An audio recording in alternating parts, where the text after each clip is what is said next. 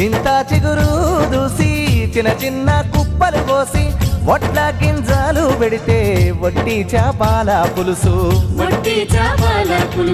వండుకుంటే చాలు వాడా కట్టంత వాసన ఆ రోజు లేడావాయేనా మా పల్లెలల్లా ఎల్లమ్మ ఏమైపోయేనా ఆ రోజు లేడావాయేనా మా పల్లెలల్లా ఎల్లమ్మ ఏమైపోయేనా